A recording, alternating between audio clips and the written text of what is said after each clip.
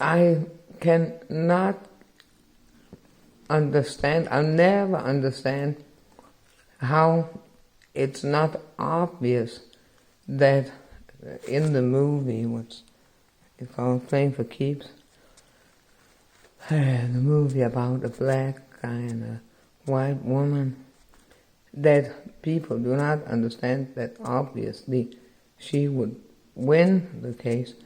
I think people do not understand that any longer.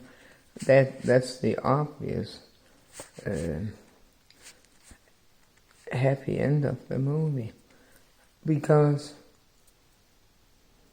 I don't know, but because we know with our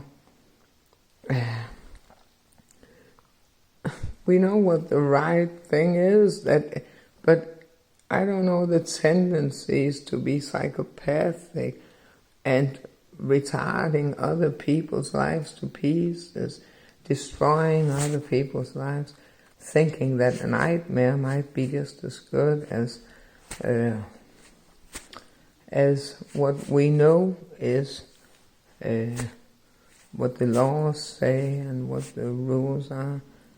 And in the case of that movie, there was not a problem, but we understand immediately that it would be disgusting, that the guy had an affair with the woman who's alone as a mother, and then having them fuck up, or fucking, because they had 2 night stands, I think, that would make sense to people. So fortunately that was not the case. Does not resemble my case, because the father died, and there was a case about temporary custody that I didn't do anything about, because I know they were not going to move my children before the court had given me back the full custody. And then there was the case about accusations of mental illness, which I had a lot of verdicts from the Department of Complaints in Psychiatry saying that I'm not to take medication. Then they obviously thought after the case they tried to make it look as if I was mentally ill, making a lot of harassment, cutting my hair off, and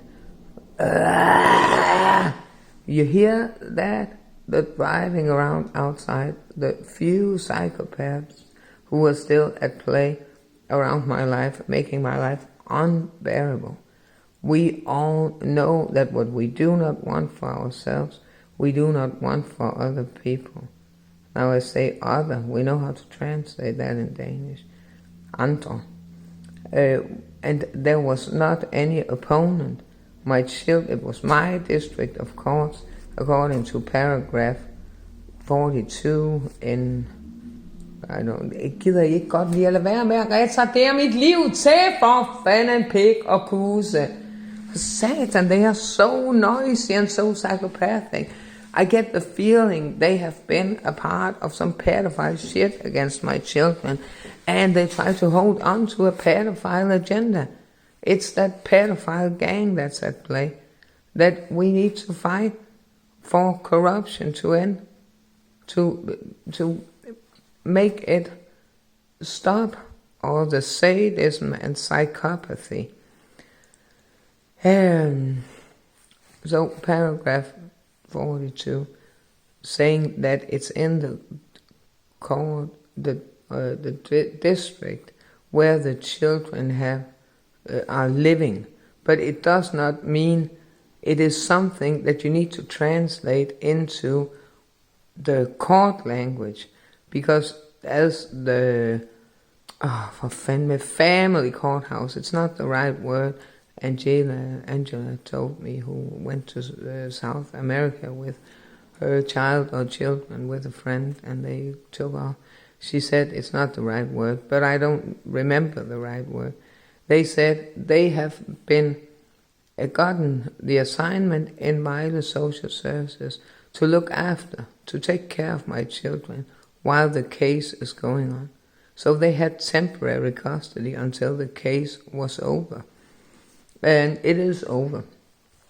They were not a part of the case.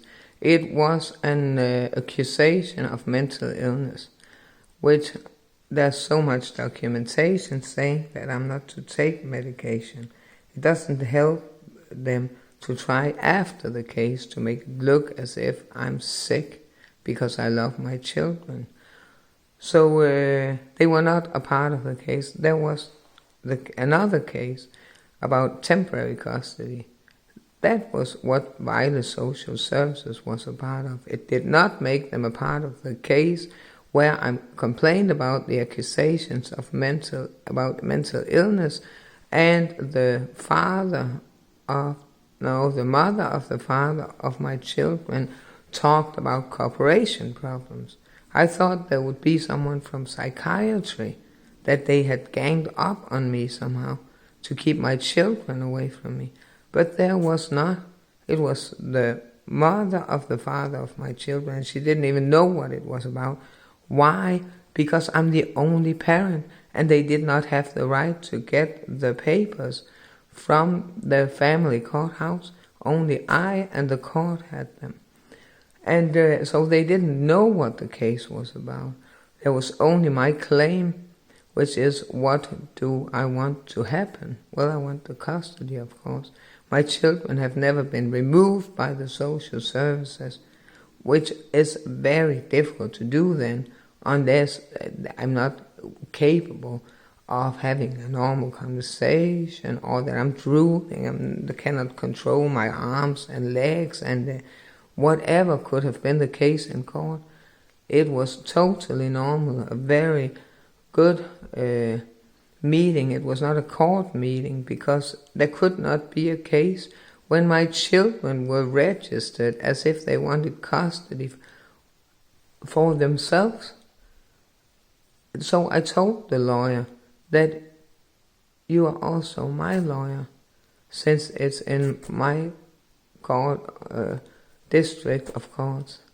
And then the lawyer I brought, also the lawyer of my children and me, both of them, of us as a family. So there were not an opponent. And I got the lawyer that I brought to not make, I don't know what it's called, but just to make a claim document. Not like you make a document arguing why you are to have the custody with an opponent, because there was no opponent. I had to keep it to only being the claim, and it talked about mental illness and problems, about the harassment from the police and so on. And then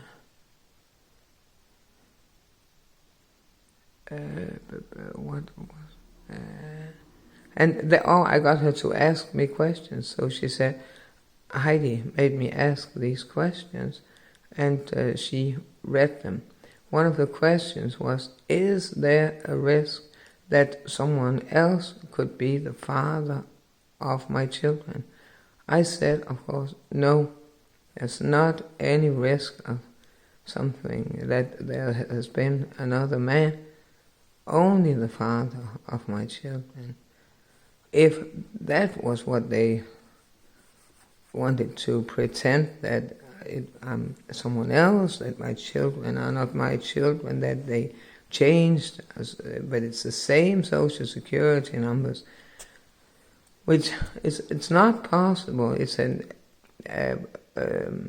attempt to make some identity theft in the court, which is not legal. Then the judge, she described the situation as it is, and all the arguments from me and from the mother of the father of my children. And then at the end it says there's not going to be a court meeting. which means it was not a court meeting, it was just a meeting. It could not be a court meeting since there was only my claim, and both lawyers were representing my children and us as a family.